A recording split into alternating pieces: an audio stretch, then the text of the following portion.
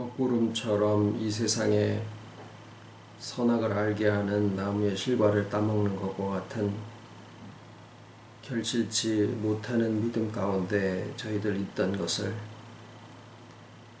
먹구름 사이로 가을 하늘을 보게 하시듯이 우리의 마음에 아버지의 지혜의 빛을 더하셔서 세상에 속하지 아니하고 오직 영원의 나라에 속한 믿음으로 저희들에게 공급하시고 그것을 우리의 의라 일컬어 주심을 아버지 감사를 드립니다. 보는 것으로 쫓아가지 아니하고 모든 것을 믿음과 또 주신 지혜 가운데서 밝히 볼 수 있도록 저희들의 마음을 붙잡아 주심을 감사를 드리고 하루를 살아가는 그 모든 과정들이 참 영혼에 근거하여 살 수 있도록 말씀 가운데서 저희를 인도하여 주시오니 감사를 드리고 또한 주신 모든 은혜 가운데서 아버지의 그 풍성하심을 저희들의 살아가는 삶 속에 얼마든지 나타날 수 있기를 바라오며 이 하루가 정말 이 땅에 살게 하신 아버지의 뜻이 또 이루어질 수 있는 그 귀한 하루들로 채워주시옵기를 예수님의 이름으로 기도드립니다. 아멘.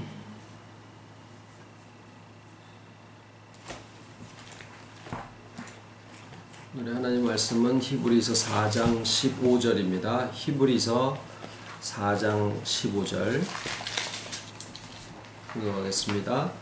우리에게 있는 대제사장은 우리 연약함을 체휼하지 아니하는 자가 아니요 모든 일에 우리와 한결같이 시험을 받은 자로 돼 죄는 없으시니라.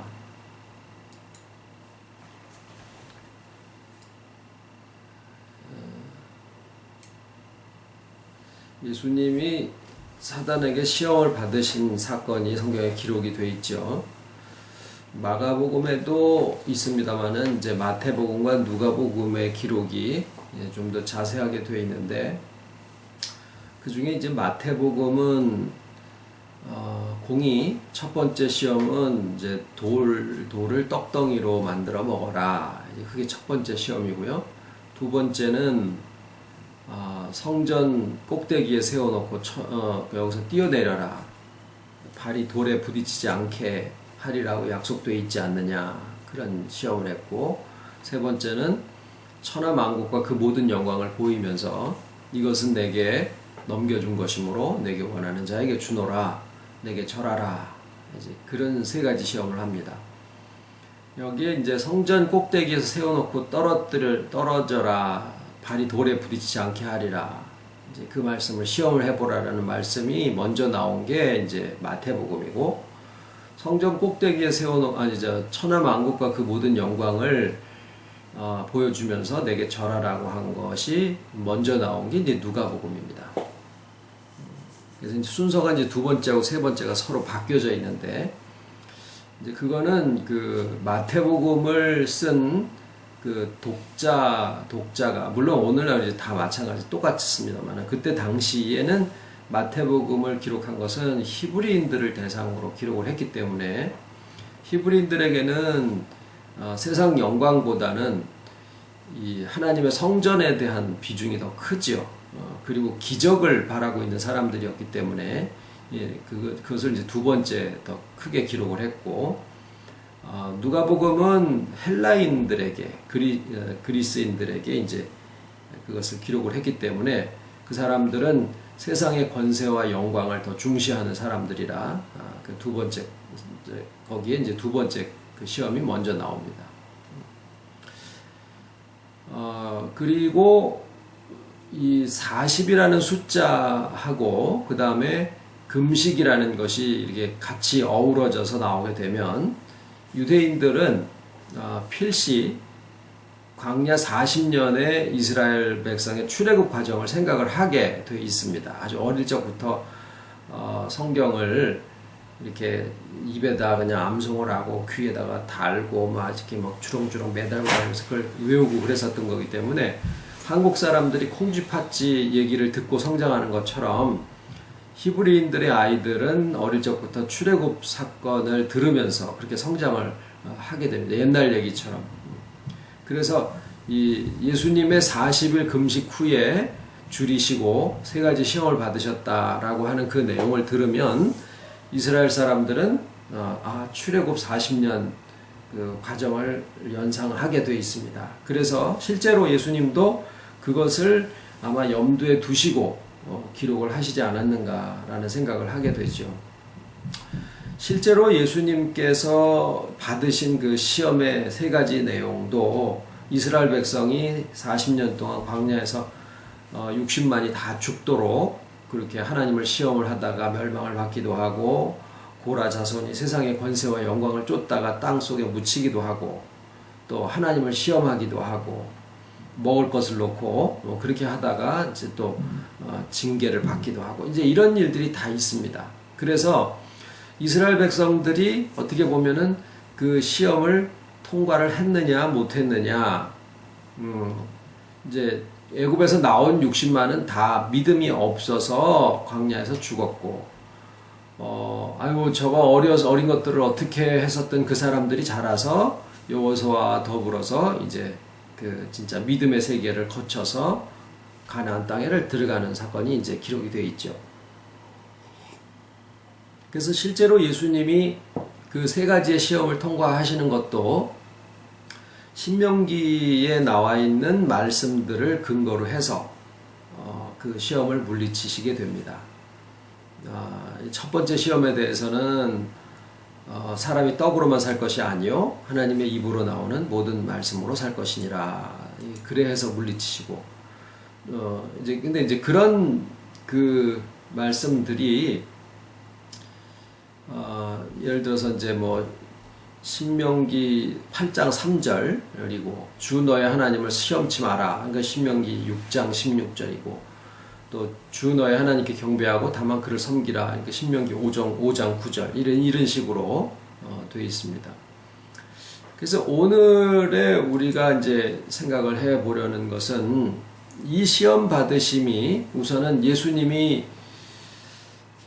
이제 어떤 이제 질문을 받았는지냐면은,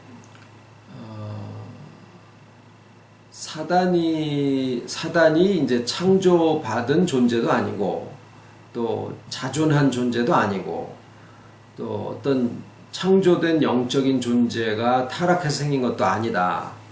일종의 타락한 이성이다. 이제 이런 식으로 이제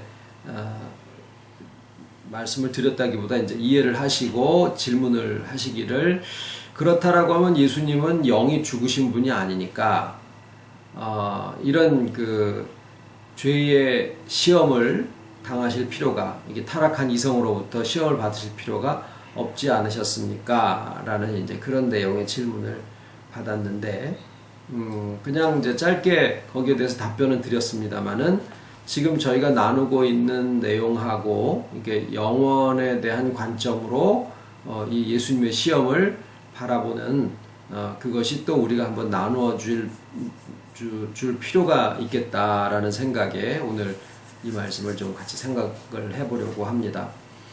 예수님이 받으신 시험의 내용을 보면, 이제 사단이가 다 자기의 그 권세의 한계 범위 내에서만 하더라. 욥의 경우에도 생명은 타치하지 마라. 이제 이런 어떤 한계를 주셨죠. 예수님을 시험하시는 상황에서도 마찬가지였었더라라는 거예요. 근데 이제 예수님에게 한 그 사단의 시험이 오늘날 우리에게도 공이 같이 되어지는 이유는 뭐냐면, 예수님이 이제 첫째 아담은 산 영이 되었고 마지막 아담은 살려주는 영이 되었다. 이제 예수님이죠. 그 이제 부활 이후에 살려주는 영으로 사역을 하시는데, 예수님의 현 주소는 택하심 받은 자들의 영과 인격과 이렇게 연합하셔서 계시기 때문에, 예수님이 살려주시는 영으로서의 하시는 그 사역은 오늘날 소생함을 받은 우리들의 영과 우리들의 인격과 더불어서 그 역사를 하시게 되어 있습니다. 그래서 오늘날 우리들의 영의 자리도 산 영의 자리가 아니라 예수님과 더불어 함께 살려주는 영과 또 살려주는 영으로서의 사역을 하고 있다라고 그렇게 해서 우리가 말씀을 드릴 수가 있는 거예요. 그러면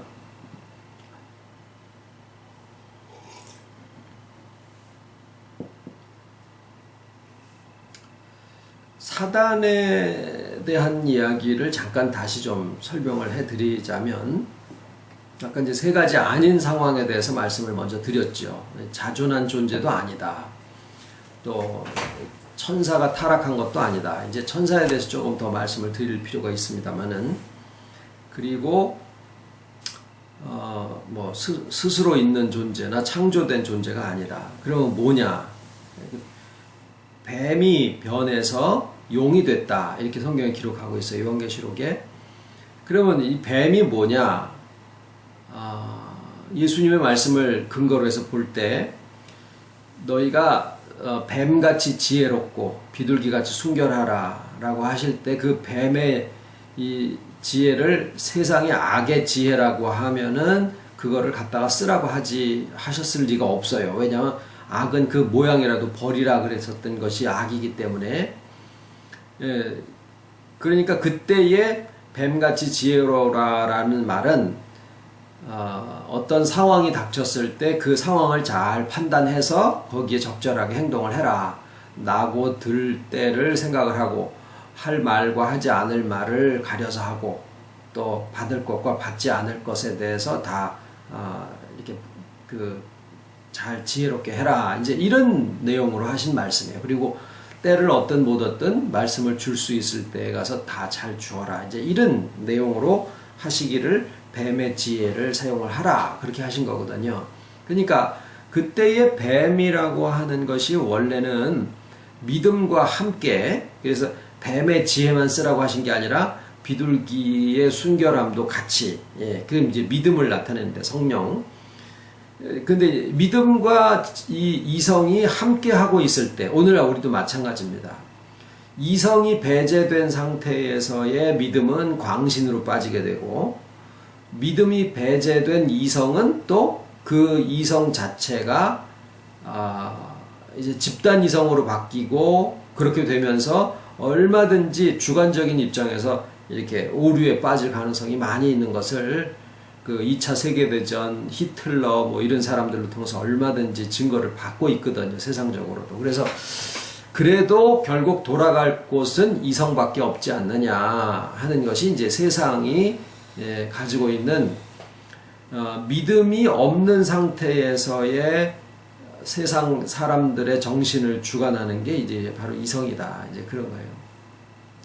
근데 이제 이 이성이 믿음이라고 하면, 이제 말씀을 좀 드리겠습니다만은, 믿음이 뭐냐라고 할 때 무신론자들을 한번 생각을 해보시자고요. 그들은 하나님을 믿지 않습니다. 영들도 믿지 않고 영원의 세계에 대해서도 모릅니다. 그런데 이제 그들이 그러면 믿음이 없는 사람들이냐? 그건 아니에요. 그들은 보이는 것, 손에 쥐어지는 것을 믿습니다. 그러니까 믿음이라고 하는 것은 어떤 실상이 있을 때 그 실상을 근거로 해서 생겨지는 2차적인 작용을 믿음이라고 그래요. 그럼 우리가 이 영원의 세계에 대해서도 실제 하지 않는 허구를 막 있는 것처럼 강요받거나 또는 이렇게 세뇌되어지는 것을 믿음이라고 하는 게 아니거든요. 믿지 않는 사람들이 아니라 눈에 보이는 것 또는 손에 쥐어지는 것만 믿는 사람들은 그게 실상이라는 것을 알기 때문에 자기네들이 믿음이 있다라는 생각을 하지를 못해요. 그런데 실상은 그게 맞습니다. 믿음이라는 것은 믿으려고 애쓰는 것도 아니고 억지로 집어넣는 것도 아니에요. 어떤 실상이라는 실제 하는 것들이 이렇게 있을 때 그것을 믿어라라고 하지 않아도 그게 있는 것이 분명하기 때문에 그냥 받아들이는 것일 뿐이에요. 그래서 믿음이라는 것은 어떻게 가지느냐? 실제가 있다라고 하는 것을 인식하게 됐을 때 그 실제로부터 믿음을 그냥 그렇구나 라고 알게 되어 있는 거다라는 거죠. 그러면 이제 우리가 지금 영원의 세계에 있는 영에 대한 말씀을 지금 나누고 있는데, 이 영이 마치 뭐와 같으냐 하면, 이제 지난번에 하나의 사례로 아담의 경우를 말씀을 드렸었죠. 아담이 배우지 않았는데도 불구하고 하나님이 창조한 모든 것에 이름을 지으라 그럴 때 그 일컫는 바가 하나님의 뜻과 같았었어요.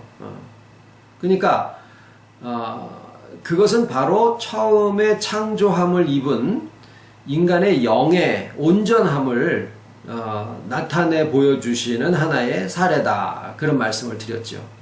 그러니까 영이 무슨 이렇게 점진적으로 성장을 해가는 게 아니라 하나님이 처음에 영을 창조하실 때, 처음이라는 것도 없죠, 실상은. 영원에서 하나님의 존재하심과 더불어서 영을 창조하실 때 그 영이 이미 모든 면에 하나님과 같은 온전한 지혜 가운데, 능력 가운데 있는 존재였었더라라는 거예요. 우리가 이 영에 대해서 연구를 만약에 생각을 한다라고 하면은 그것은 마치 어떤 입장과 같으냐면은 생명에 대해서 연구를 하는 과학자들의 입장과도 같다라고 볼 수가 있어요. 그러면 이제 과학자의 입장에서, 생명을 연구하는 과학자 입장에서 어린아이의 생명을 연구를 해야 될까요? 장성한 어른의 생명을 연구를 하는 게 맞을까요? 진짜 순수하고 순전한 생명에 대해서 연구를 한다라고 하면 오히려 어린아이의 생명이 더 순전할 거라고 하는 것이 우리의 생각이고 느낌이에요. 그러니까 태어날 때서부터 이미 우리의 생명은 온전한 상태의 생명으로 태어남을 받은 것처럼 영도 그러하다라는 거죠. 영도 처음에 하나님으로부터 지음을 받을 때서부터 온전한 상태로 지음을 받아지는데, 영의 기능이 뭐냐? 우리가 세상을 살아가면서 우리의 영혼을 통해서 영의 기능이 점점 회복되어져 간다라고 가르치는 경우가 많습니다만은, 그 영의 기능이 뭐냐? 이것도 생명에서부터 답을 찾아본다라고 하면은, 육체의 생명이 하는 일이 뭐냐? 모든 기관을 살려서 그것이 제 기능을 할 수 있도록 해주는 일이 생명이 하는 일이에요. 마찬가지로 영이 하는 일은 뭐냐? 하나님의 형상대로 회복하고 충만하게 하는 역할이, 그게 영이 하는 기능이에요. 그러니까 그 기능은 우리의 영혼에서부터 그것을 받아들여 나오는 것이 필요해서 그러지, 영 자체는 단 한 번도 죽이는 일을 해본 적이 없는 것이 소생한 영이 하는 일이다라는 거예요. 더군다나 주 안에서 이 소생한 영은 모든 기능이 다 뭐 하는 것밖에 없느냐? 생명을 주는 것밖에 없더라라는 거예요. 아무리 작은 빛도 그 주변을 밝게 하는 일만 하지 어둡게 하는 일을 한 적이 없습니다. 아무리 병든 사람의 생명이라고 꺼져가는 심지처럼 작은 생명이라고 하더라도 그 생명은 있는 것대로는 할 수 있는 만큼은 살리는 일을 하지 죽이는 일을 해본 적이 없다라는 거죠. 그래서 우리 영이 하는 기능은 뭐냐? 소생해서 영혼의 구원을 이루게 하는 쪽으로 하지, 그것을 망쳐놓거나 회방하는 일 쪽으로 하지 않는다라는 거예요. 근데 이제 그 영이 그렇게 온전하게 있다라고 하는 사실이 우리에게 복음으로 주어졌을 때, 예? 그러니까 뭐가 먼저냐면은 영이 온전하게 지응을 받아서 소생함을 받아서 예수님과 더불어서 오로지 살려주는 일만 하고 있다라고 하는 사실을, 그 영이 소생하서 온전하게 된 우리의 영이 우리 안에 있다라고 하는 것을, 그게 사실이 먼저고, 그 다음에 그 사실에 대한 바른 가르침, 그게 이제 그 복음이죠. 그 다 복음이라 그러고 다 올바른 가르침이라고 하기 때문에 문제가 되지만, 그러나 올바른 복음을 받게 되면은 그것을 들음으로써 우리에게 믿음이 생겨요. 그러니까 사실이 먼저고, 그 다음에 가르침이 다음이고, 그 다음에 가르침을 받은 다음에 믿음이 생겨지니까 우리에게, 그러니까 선악을 알게 하는 나무의 실과를 따먹은 것과 같은 그런 행위의 그런 의미의 믿음도 믿음이라는 이름으로 불리워지고 있고, 또 지금처럼 온전한 영에 대한 그 지식을 갖게 된 그 믿음도 믿음이라고 불려지는데, 똑같은 믿음이라고 불려지지만 이전의 것들은 소출이 없어요. 그런 반면에 영원에 속한 온전한 영에 대한 지식을 듣고서 생겨진 그 믿음은 30배, 60배, 100배의 결실을 하게 돼 있거든요. 이 믿음도 믿음이고 이 믿음도 믿음이지만은 이 후자의 믿음은, 이제 지금 우리가 나누고 있는 이 믿음을 우리가 가졌다라고 하는 것은 그것 자체가 이미 영이 소생해서 온전하게 돼 있고 그 영이 우리에게 살려주는 역할을 하고 있다라고 하는 것에 대한 하나의 증거로 우리가 잡을 수도 있다라는 거예요. 그래서 분명히 영에 대한 것은 영원의 세계에 있고, 믿음은 이 시공의 세계를 살고 있는 우리 영혼에게 주어진 하나의 작용인데, 영혼에게, 지금 이 시공의 세계에서 우리가 갖고 있는 것인데, 시공의 세계에 속해 있는 것이기는 해도 이 믿음이라고 하는 것은 그 실상이 어디에 있느냐면 영혼에 있는 것이고, 그 영혼에 대한 것을 들음으로써 생겨진 믿음이기 때문에 여기 시공세계에 속해서 우리가 가지고 있는 것임에도 불구하고 믿음이라는 것은 영혼의 세계에 속한 것이라고 얘기를 해도 되고, 믿음 자체가 영혼 속에 있는 영이 이 시공세계 속에서 활동을 하는 것이다 라고 해도 틀린 말은 아니다 라는 거예요. 그래서 우리가 영을 볼 수 없고 영을 만져보거나 눈으로 볼 수 없을지라도 우리가 가지게 된 그렇구나 라고 하는 이 믿음이 곧 영혼세계 속에 있는 영이 이 시공세계 속에 있는 우리의 영혼 속에서 작용하는 것이다 라는 거예요. 그러니까 어떻게 보면 이 시공세계 속에 속해 있으면서 영혼에 속해 있는 것은 오로지 믿음밖에 없더라라는 그런 결론에 우리가 도달을 할 수 있게 돼요. 그러면 나머지 것들은 뭐냐? 우리에게 여러 가지 조건이나 이런 일들이 막 벌어지잖아요. 소유나 조건이나 환경이나 나한테 좋은 일이 일어났어, 안 좋은 일이 일어났어, 여러 가지 일들이 있잖아요. 그런데 그것은 불교에서 얘기를 하는 게 틀린 말이 아니라는 거예요. 뭐냐면은 하나의 현상이라는 거죠. 근데 이제 거기는, 그러니까 구름처럼 이렇게 뭐가 슉 해서 싹 모이면은 하나의 전생이 되고, 그 다음에 흩어졌다가 또 그 다음에 모이면은 또 그 다음에 현생이 되고, 또 흩어졌다가 그 다음에 또 모이면은 내세가 되고, 이렇게 해서 수만 억겁의 세상을 살아간다라고 그렇게 얘기를 하고 있는 것이 불교잖아요.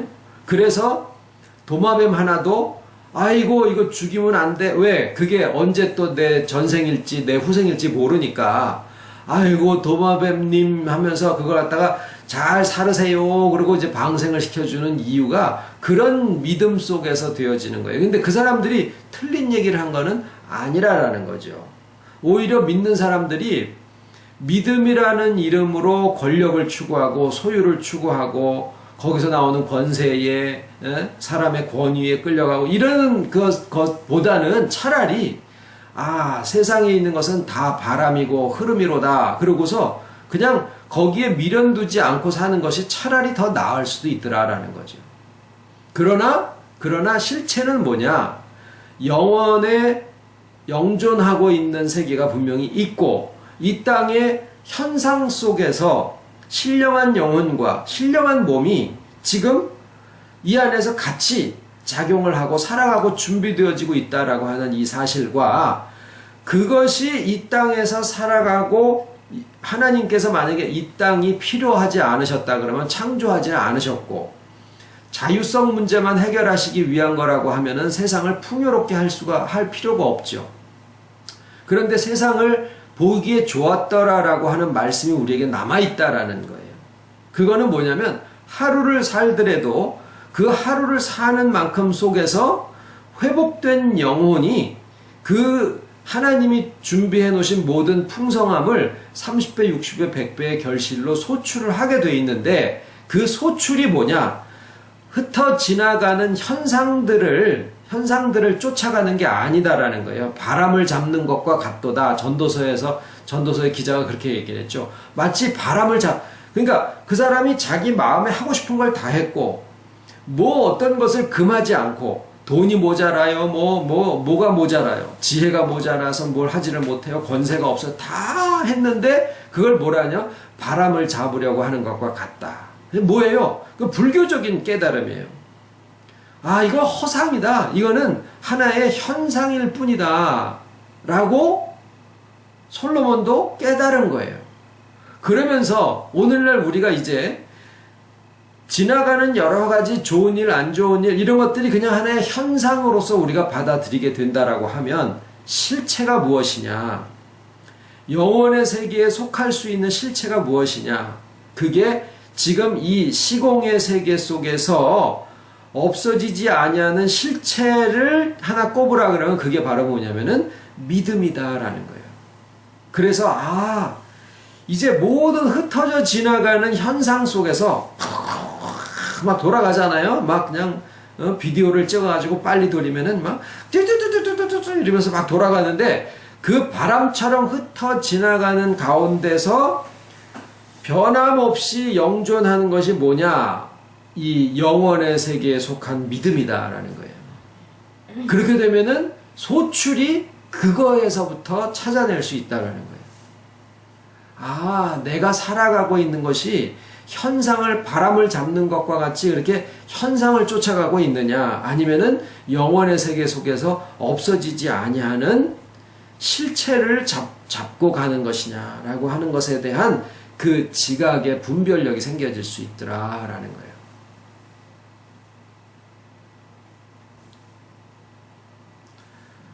사단이가 오는 곳은 어디까지냐 하면은 자기의 영역, 나에게 넘겨준 것, 거기까지예요. 줄 수 있는 것도 거기까지고 시험할 수 있는 것도 딱 거기까지예요. 예수님이 죄 없으신 분, 다시 말해 영이 죽지 아니하신 분으로서, 더 나아가서 살려주는 영으로서, 그저 시험을 통과하시는 차원이 아니라 그것을 이기고 실체를 얻어낼 수 있는 데까지의 모든 그 지혜와 능력을 가지신 분이셨기 때문에, 첫 번째 시험에서 뭐라 그러냐면은 사람이 떡으로만 살 것이 아니요 하나님의 입으로 나오는 모든 말씀으로 살 것이니라. 말씀이 그렇게 하죠. 신명기 6장 6절의 말씀을 빌어서. 자, 그거는 뭐냐면은 우리의 육체에 대한 대속의 원리를 말씀을 해주신 거예요. 그러니까 사람이 떡으로만 살 것이 아니요, 그거는 뭐냐면 먹기 위해, 몸을 위해서, 그러니까 몸을 섬길 대상으로, 몸의 종교인이 되는 게 아니라, 이것도 지키고 저것도 하고 그렇게 하지만 그것에 종이 돼가지고 쫓아가는 게 아니라, 이 몸이 존재하는 이유는 뭐냐 하면 우리의 영혼의 구원을 이루고 그것의 풍성함을 나타내기 위한 하나의 가장 좋은 도구로 우리에게 주셨더라라는 거죠. 그래서 그 위치를 잡아주신 거예요. 사람이 떡으로만 살 것이 아니요. 그러니까 이 몸이라고 하는 것의 대속은 누구에서 뺏어오는 게 아니라 내가 몸을 섬기고 몸의 종노릇을 하고 있었고 그게 몸이 실체라고 생각했었던 거기에서부터 정신을 차려서 사람이 떡으로만 살 것이 아니요 하나님의 입으로 나오는 모든 말씀으로 사는 거구나 라고 하는 이 우선권에 대한 이렇게 자리를 매겨주신 거예요. 두 번째는 마태복음을 근거로 해서 성전에서 떨어져 봐라. 발이 돌에 부딪히지 않게 하리라. 그것은 주 너의 하나님을 시험하지 마라. 그건 바로 뭐예요? 믿음에 대한 거. 시험하는 믿음도 믿음이고 시험하지 않는 믿음도 믿음인데 우리가 지금 나누고 있는 게 바로 뭐냐면은 내가 믿음에 있다라고 하면서 마치 믿어드리려고 애쓰는 것처럼 보여지는 믿음이나 또는 믿음을 가지고 영을 성장시켜야 된다라고 생각해서 우리가 뭐라고 생각하면 이것도 내 믿음의 연단을 위해서 나더러 뭘 이루라고 나한테 주신 거야 라고 생각하는 거 있죠. 그게 뭐냐면 시험하는 믿음이에요.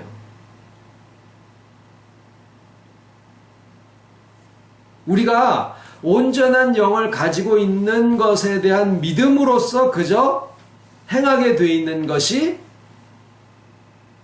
구할 때 받은 줄로 믿으라고 하나님은 시험하지 마라 해요. 무언가를 끊임없이 점진적으로 이루어가려고 하는 것은 선악을 알게 하는 나무의 실과를 따먹는 것과 같은 동일한 의미에 있는 믿음입니다.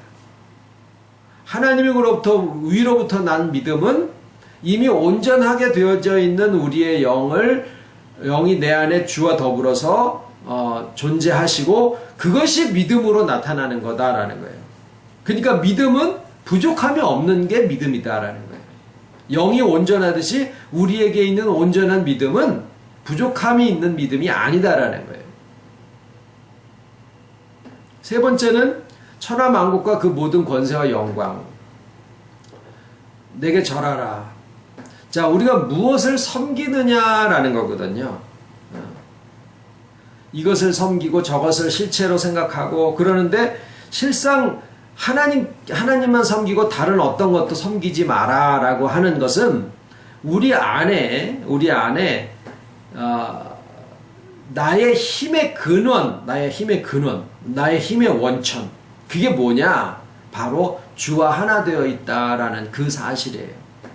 그러니까 결국 예수님이 하나님만 섬기고 다만 그에게만 경배하라라고 하는 말씀이 오늘날 우리에게 있어서는 그러니까 신앙 권력을 쫓고 신앙 소유를 만들려고 하고 여러 가지 것들도 다 하나님을 경배한다라는 이름 하에 이루어지고 있는 것들입니다. 그러면은 그런 것들은 결국 내게 넘겨준 것이므로 사단에게 넘겨주었다라는 것에 다 포함이 된다라는 거예요. 그러니까 우리가 믿음이라고 하는 이름으로 무언가를 점진적으로 이루어가지고 소유하고 그 권력을 쟁취하려고 하는 그런 모든 모습으로 나의 믿음의 행태가 주어져 있다라고 하면 그것도 다 누구에게로 넘어가냐면은 사단에게 넘겨준 것이므로라는 그 안에 다 포함이 된다라는 거예요.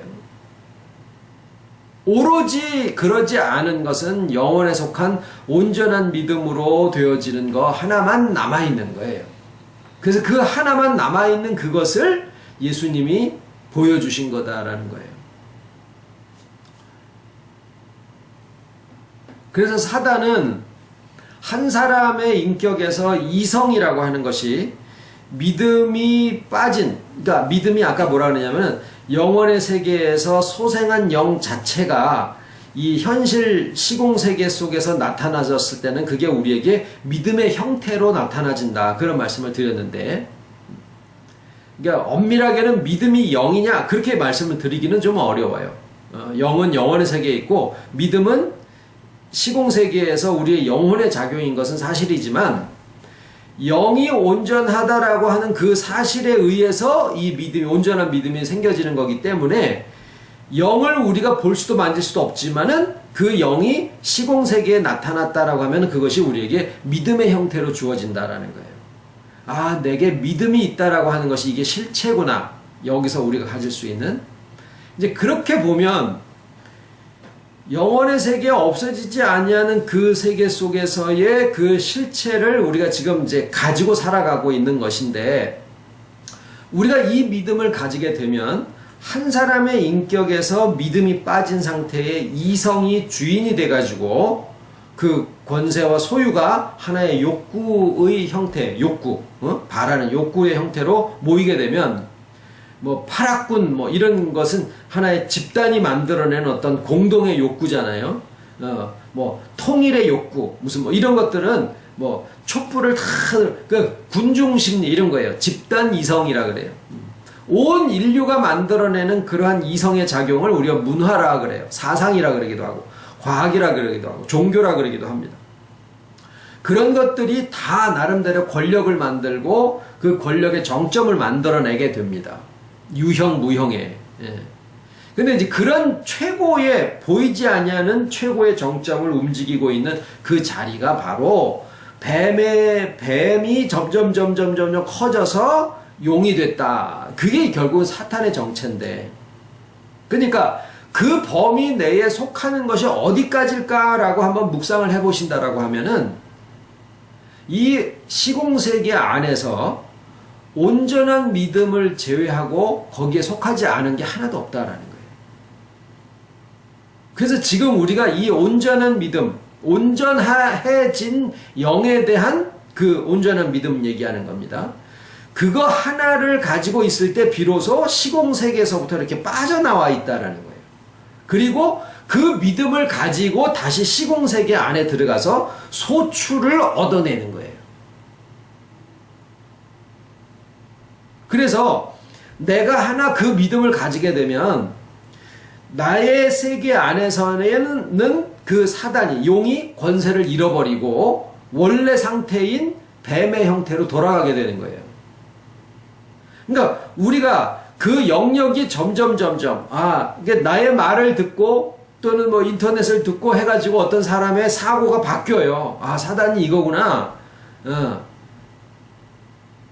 우리의 온전한 믿음이 이거구나. 영의 기능이 이런 거를 얘기하는 거구나. 이렇게 알게 되면은 그 세계만큼은 용이 세력을 잃어버리는 하늘에 속한 세계로 바뀌게 되고 거기에는 용이 지혜의 이 뱀으로 다시 샥 돌아가게 된다는 거예요.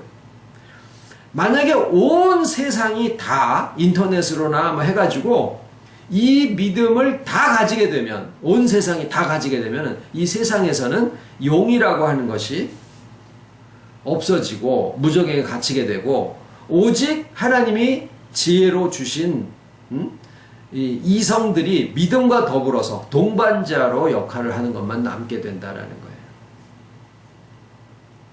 그래서 그 세상 속에 지금 우리가 살고 있으면서 영원에 속해 있는 그 믿음이라고 하는 소출을 지금 우리가 거두러 다니는 그런 자리에 있고 이것을 예수님이 뭐라 그러시냐면은 살려주는 영이다. 그렇게 얘기를 하신 거예요. 주기도문으로 마치겠습니다. 하늘에 계신 우리 아버지 이름이 거룩히 여김을 받으시오며 나라의 마옵시며 뜻이 하늘에서 이룬 것 같이 땅에서도 이루어지이다. 오늘날 우리에게 일용할 양식을 주옵시고 우리가 우리에게 죄 지은 자를 사하여 준 것 같이 우리 죄를 사하여 주옵시고 우리를 시험에 들게 하지 마옵시고 다만 악에서 구하옵소서. 나라와 권세와 영광이 아버지께 영원히 있사옵나이다.